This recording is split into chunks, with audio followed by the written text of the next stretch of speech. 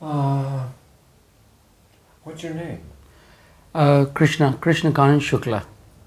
Yes. Are you a teacher here at the university? No, I am self-employed, you can say. I, by training, by education, I am a scientist, a physicist, but at heart I am a musician, and now I am also a practicing musician, a freelance musician. I sing, and I sing, Indian classical music. So. I see. And maybe you could tell me something about Indian classical music then. I mean, what is a ghazal? Maybe I'm pronouncing it wrong. A ghazal. Well, ghazal doesn't normally fall under the the purview of Indian classical music. That would be semi-classical. But Indian classical music, the word, the Sanskrit word for it is Shastriya Sangeet. Literally it means scriptural music, because the foundations of this music are laid down in the sacred Hindu scriptures. The founding parameters and rules are laid down there. So it's known as the scriptural Shastriya Sangeet, scriptural music. I see. So does that mean that you would take we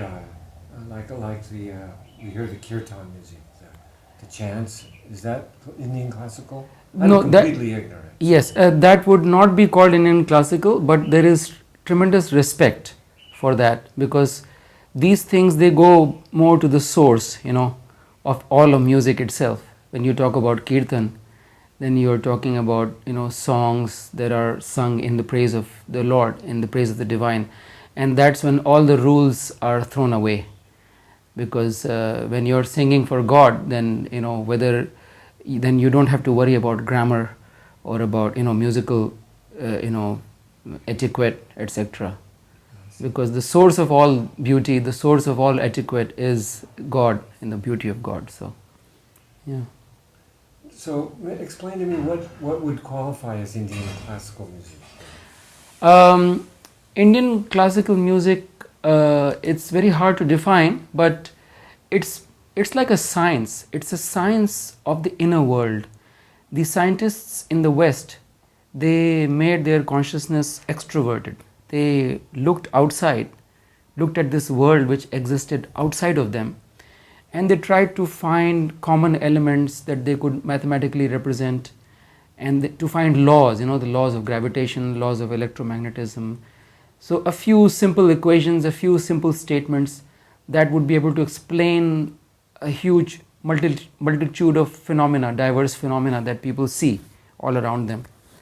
Now, this they did in India too, but some of our rishis, the rishis, the founding fathers of Indian civilization, they turned their consciousness inward. They became introverted, and they also studied the internal world, and they were able to find something very interesting, that there are laws that can be discovered in the inner world also.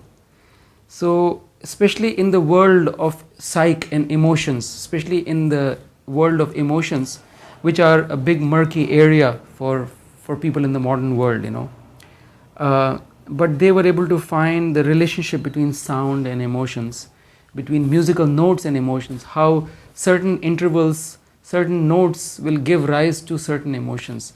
And why I call it a science is because it has the element of reproducibility, which is very, very important to science. If I ask an Eskimo or somebody who has no knowledge of Indian culture, if I ask him to sing a particular interval, musical interval, and he feels, say, devotion or longing, or it makes him want to cry, and if this phenomena can be reproduced, not only in human beings but even in animals, then you say that there is something, this is a science, because this can be repeated, this can be, So Indian classical music is very deep. I mean, books have been written on it, but it is basically looking at music at a very, very deep level, not just as entertainment, not just as an art, not just as a career, which is where it's limited for many people in the modern secular world. But even deeper than that, as a means of evolution of consciousness, as a way of evolution of the self. When the music can be looked upon at that, from that point of view, then you are entering the realm of Indian classical music. When the music itself just doesn't become a means to an end, but becomes the end itself.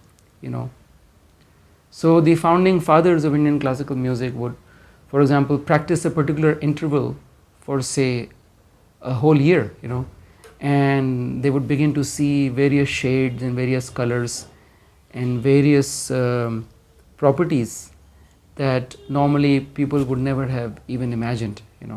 So some of our key texts, for example, there is a text called Sangeet Ratnakar, which is a 13th century text.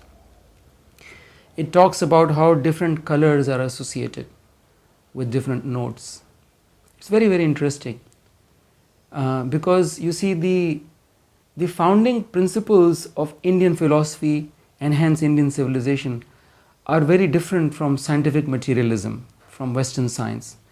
In Western science, the electron, proton and neutron, the Father, Son and the Holy Ghost gave way to the electron, proton and the neutron, and the subatomic particles are the founding principle, is the supreme principle of all of creation. Everything, according to modern physics, is built up of, whatever you want to, it depends on how deep you want to go. You can stop at electrons, protons or neutrons, or you can go further and say it's quarks and subquarks and neutrinos, etc. Or you can go even further and say that it's a string hanging around in 10-dimensional space. But ultimately, it's just a dead piece of matter. When you remove all the jargon, what Western science is saying is that it's a dead piece of matter which has created this entire universe, including you, including your mother and father, and the cars and the planes and the plants and the animals and the stars and the galaxies, and everything is built up of just this dead little piece of worm-like particle called a string, right? So now, in the worldview of the rishis, the founding fathers and mothers of Indian culture, Indian civilization, this supreme principle, this God particle, is not dead matter, but it is consciousness, it is awareness. Consciousness is the supreme principle. They say that it is consciousness which condenses into the mind, and it is the mind which condenses into energy, and it is energy which condenses into matter. So there is a hierarchy here. But since everything is built up of consciousness, everything, consciousness being the supreme principle, everything is alive and everything has awareness. This is why in India we worship the rivers, the mountains, the sun, the moon, the stars, the planets, stones.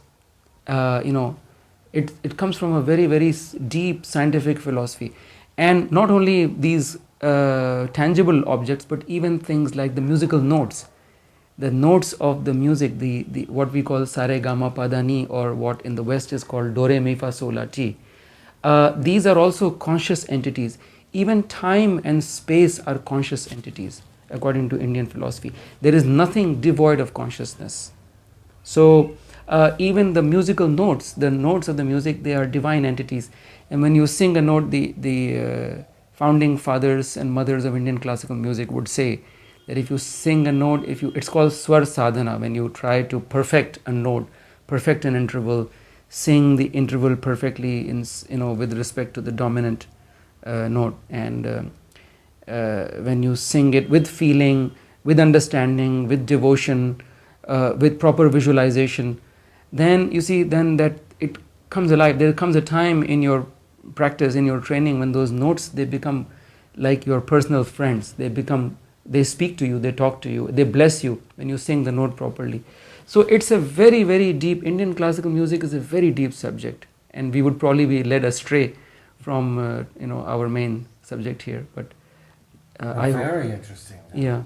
Very interesting. Yeah. And I have been a very interesting and subject. How has the Indian classical music been practiced in Benares? How are the two? Tell me about the city and its music. Right. Well, the music was a very, very vibrant and integral part of the city for thousands of years. And the reason I gave this preamble to you about consciousness being the supreme principle, as opposed to the prevalent philosophy of today, which is electrons, protons, or neutrons. If you're a chemist, or if you go deeper, then it's the quantum mechanical particles. Because almost every aspect of life is touched by this. This is like an Einstein's equation that I'm telling you. It's like an equation that impacts everything. So, for example, when you talk about Banaras, you have a city. Well, everybody talks about the great antiquity of Banaras. Now, I was fortunate to be roaming about 5 or 6 years ago. I had gone trekking deep into the Himalayas, north of Missouri. There's a small village called Purola, which very few people know about. It's a beautiful village, and everybody had this very, healthy complexion and glowing faces.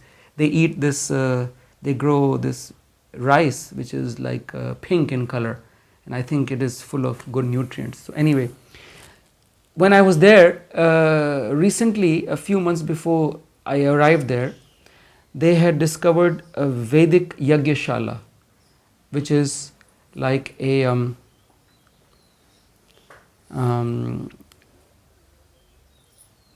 sacrificial pit, a fire sacrificial pit, a huge pit which is in the form of the Star of David, where they would light a fire and they would offer the clarified butter, ghee, along with the Vedic mantras, which is an integral part of the Vedic civilization. This is called yagya in Sanskrit. So through carbon dating, they had discovered that it was like 8000 BC. This is what I was told by the people who were there. I have not seen this research myself. So the Vedas are very old, and the Indologists, the early Indologists were mostly colonials, and so they had a 2-point agenda when they were studying Indian culture and Indian philosophy, and when they were studying India, which is the field of Indology. And they were not coming from a totally unattached, objective space. It was not just a pure academic research. There was an agenda that they had been given, the people who funded them, the people who sent them here, which was to prove to the Indians, to us, that theirs is an inferior culture, and to be able to control us better, because they were having a hard time doing what they had done in South America and in many other colonies, which was to completely decimate the local culture and install kind of a hybridized, mongrel kind of culture over there, a Christian basically society, which they were successful in doing that in many colonies, but they were having a very, very hard time in India, because they realized that these people, they don't want to change and they don't want to learn our ways. And so what is it that they know that we don't? And we must study their philosophy. We have to find out what makes them tick. So then the field of Indology was commissioned by the early European colonials. So because of that, even to this day, the categories in which they wrote, the categories in the language, the very language in which they spoke about India, in which they wrote about India, it's colored by this agenda, this 2-point agenda, to control us better and to prove to us that we have an inferior culture. And of course, many interesting things happened. There were many Indologists who came initially with this agenda, a few, not many, there were a few Indologists who came with this agenda, but they turned native after they saw the beauty of, for example, Sanskrit, for example, the grammar, and many other things. So so because, and they were, many of them were devout Catholics, the early Indologists, they obviously could not date anything earlier than 4000 BC, because the world according to the Bible was created 6000 years ago. So this is a big problem, a problem with the dating of everything, which is unfortunately there even to this day. But now with carbon dating, they are able to find that indeed the Vedic civilization is very, very old. Even the Indus Valley civilization, there was, I think there's an American, there was an article in the newspaper, I'm not a historian, but I read an article in the newspaper that an American has deciphered the Indus Valley script and the Indus Valley civilization, and they say that it was essentially a Vedic civilization. So in other words, the point of all this is that the antiquity of the Vedas is much, much further back than what the official version is, by the historians and the Indologists. And this Vedic Yagyashala in Purola said that it was like 8000 BC, right? So really, to me, now you imagine a city like Banaras. There are other old cities in the world, like there is Beijing, there is Istanbul, there is Rome, there is Athens, and there are other very, very, very, very ancient cities. But the people who live there today, the way they think, the way they eat, the culture that exists there today, the lifestyle, the dwelling places, there is almost nothing in common with anything, like more than say even 100 years ago maybe. At best, Paris has done a good job of trying to reconstruct its past. So you can find maybe couple of 100-year-old buildings in Paris, and but certainly the way people live, the way they eat, the way they think, there is nothing in common, very little in common actually, except for the DNA, with the way things were, say, even 300 years ago, 400 years ago. But here, the beauty, to me, the absolute beauty and the amazing thing about this city is that you can still find, in this city, even though it is a shrinking minority, but you can still find people who are living, eating, thinking, and the worldview that they believe in, and the language, the categories in which they speak, their spiritual and religious practices, that culture, which can be traced back maybe 1000 years, maybe 2000 years, even earlier. So this city, the first thing that I would say about this city is it has an inexplicable genius for keeping traditions alive against impossible odds. A little known fact that is not for some reason, for political reasons, not talked about in the books, in the history books, is how the priests and the Brahmins who were transcribing and writing down the Vedas and all these beautiful scriptures that everybody takes, all the Indians take pride in, the Srimad Bhagavad, the Bhagavad Gita, the Ramayana, the Vedas, the Upanishads, this beautiful, incredible body of knowledge about which Max Muller, who was one of the guys who went native, one of the colonials who went native, he said that in his opinion, all human thought ended on the banks of the Ganges. This was his statement. So these excuse me, all human thought began? No, it ended on the, in other words, you cannot think of anything higher or more sublime. He says that the end of all human thought happened on the banks of the Ganges. It's like perfection. It's like if you, can you improve on the Moonlight Sonata of Beethoven, or can you improve on the Mona Lisa? That is the definition of perfection. Even a little dot on the Mona Lisa is going to be a step down. It's not going to be it's like it's finished. There's nothing more that you can do to improve it. So similarly, Max Muller was of the opinion, and in some ways I agree with him, that some of the things that have been written, that have been thought on this land, on the banks, in this city, by the people who lived here earlier, by the it's just incredible. Like they have been able to, like, almost, physicists who are looking for the grand unified theory. So they have gone beyond all culture. They have written those eternal values that are linked deep with our physiology and our psychology. So you can gel any culture around it. It. In other words, people in other. They were so compassionate and so,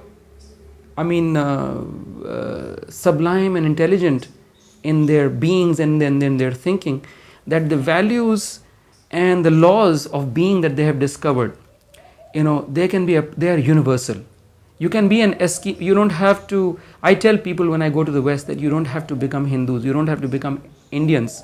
You can be who you are, but just include these values, and you will have many of the problems that modern civilization is plagued with. They would disappear.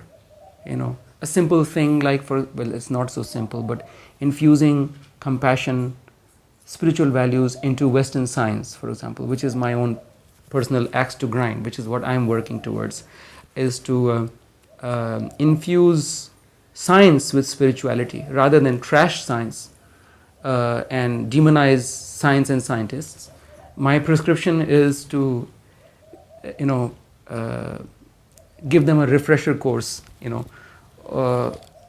on spirituality, So these are all ideas that I gained by living here in Banaras from the worldview of the rishis. So the great antiquity of Banaras, of course, is great, but it is not that impressive because there are other antique cities in the world. But the genius of Banaras is that you can still find people living and eating and thinking the way they did. And the reason they do that is not because they are slow to change or because they are stupid, but because they see in their heart, maybe intuitively, maybe they might not be able to put it in eloquent terms, but they see that when the world pushes them, the modern world is pushing them in a certain direction, they know that it's not a good place to go to. They don't want to give up something that is so beautiful and something that is so true and eternal, So, of course, all that was reflected in the music of Banaras. Banaras, almost all the, not only all the greatest saints of India they did their stint in Banaras. And I still keep learning. That's one of the things. You can never be finished with your learning about this city.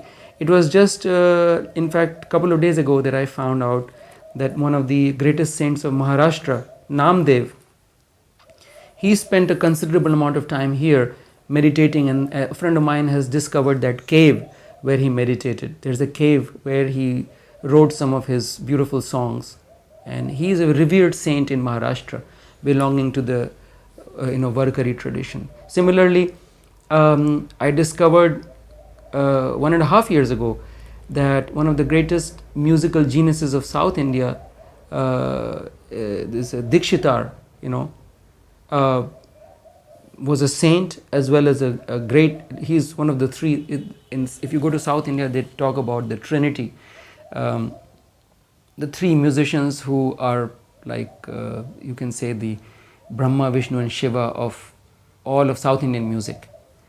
And so a very important member of that Trinity is Dikshitar, and I found out that he spent 6 years here in a place near Hanuman Ghat. He had a guru, a spiritual guru, whose name was Chidambarnath Yogi, who lived in Hanuman Ghat, and he studied and he did spiritual practices with him.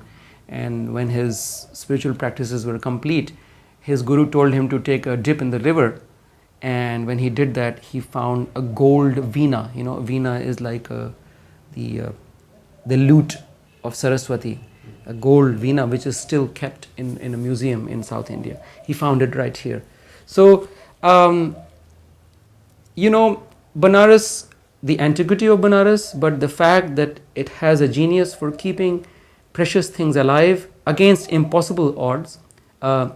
For almost 1,000 years, the stars became unfavorable to this city, and they were foreign rulers. They were beginning with Genghis Khan, and and all the invasions that happened here from outside of India.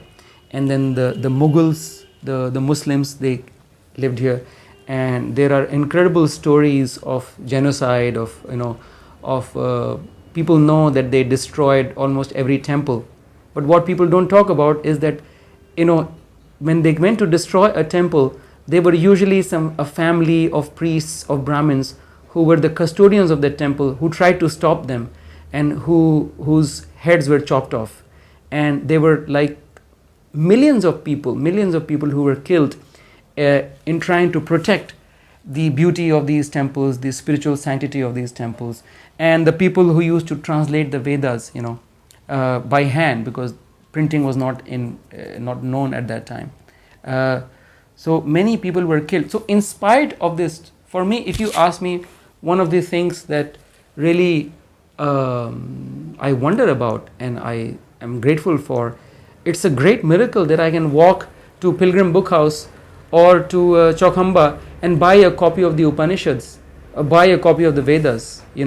This is, and people don't appreciate the tremendous amount of human sacrifice and effort and will and God knows what else must have gone to preserve these things over 1,000 years of rule by people who were hell-bent on eradicating all this. The Aztecs, the Incas, they had their scriptures too, so did the Mayans, and the early Christians had their scriptures, before Christianity became organized in Europe. And the Mesopotamians, there were so many, they're all gone. Where are they? They're all gone. They were all completely, decimated. But here, so again, Banaras, this is, Varanasi has an incredible contribution. It would not be an exaggeration for me to say, I think, that if Kashi, Benares, Varanasi had not been there, you might not have much of an Indian culture to speak of. Just like if you go to Mexico or any South American country, you see the culture of the conquerors. You don't see the culture of the native people, whether it's the Yaquis or the Toltecs or the Incas or the Aztecs.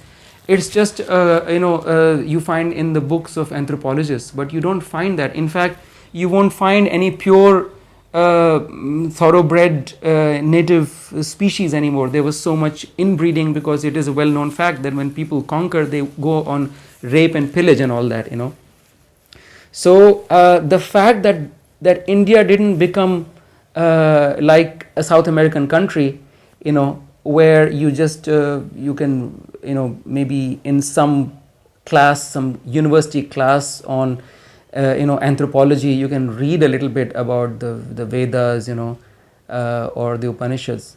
The fact that the culture is still alive, the citizens of this city, especially the Brahmins of this city, the priests who were very learned, who were spiritually evolved beings, and their contribution is incredible. It's just astounding, And the reason I'm making this statement here on, is that this fact is, in my opinion, this fact is not appreciated enough, So anyway, the music was an integral part of the culture, because music is also an expression of the beauty and whatever you're feeling inside, So Banaras had these schools of music. This city had schools of Indian classical music running back thousands of years, schools of grammar, schools of dance, Indian classical dances, And when I say classical, I mean things, the foundations of which, the rules of which were meticulously written down in the scriptures. For example, I already spoke about Sangeet Ratnakar. There is another text called Bharat Muni's Natya Shastra. And then many of the Vedas, they touch on this. To give us proper guidance so that we don't degenerate into, so that the music doesn't just be a lifelong experiment, and degenerate into punk rock or, heavy metal or something like that. But we should keep sight of the basic values, which should not change. The form and the color, etc. of the music can change. So this was here. And so there were schools of grammar, schools of astronomy. There were incredible schools of astronomy here. linguistic schools, and of course there were schools of spiritual practices, of yoga. To me, it's very interesting that many of the greatest teachers of music, the people who were the like the guardians of these schools, or the people who carried these traditions forward, like Sharang Dev, the man who wrote the Sangeet Ratnakar. They were incredible yogis also. They were very, very accomplished in yoga and pranayam. And in the case of Sharang Dev, he was also a very accomplished Ayurvedic physician. So the healing arts and yoga and music, they were usually taught together. Unlike nowadays, where it kind of became a separate subject, but it was all integral, and so all these schools were there. But for about since the Muslims started ruling the place and destroying the temples, they didn't just destroy the stone images. They basically they were acts of omission and commission against Indian, against the prevailing sacred traditions of this place. You see, it's human psychology. If you want to overrun a country and completely, sort of take over and make them into slaves and make them work for you and completely dominate them, then one of the important things, in fact, a key thing that you have to do, not just threaten them physically with fear and with force, but you have to destroy the institutions, those that they take pride in, the things that give them willpower, the things that give them pride, the things that give them sustenance. You have to destroy those things. So these schools which had existed in Banaras, of which there is ample written record, schools of grammar, schools of all the Indian classical arts, there were 64. The word 64 comes in the number 64. 64 classical sciences and arts of Vedic learning, and yoga and music and dance.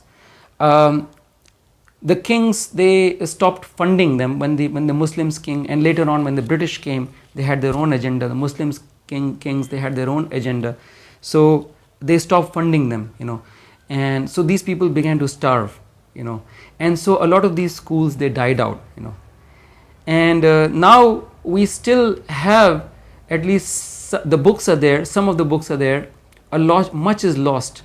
It's just a dim shadow. But even this shadow, there's a saying in India that a dead elephant is still worth $1 million, So, there is still, because they had discovered such deep truths, they had discovered so much truth and so much beauty, that even though what we have in the name of Ayurveda, in the name of, grammar, in the name of Sanskrit, and in the name of all these different sciences and arts, it is still so beautiful. It is still a subject of study, is still a subject of research. There are still people who are doing their PhDs on this, and we still draw sustenance. Even today, we draw sustenance from it, even though it is hard to find the living schools, because new energy had not gone into it.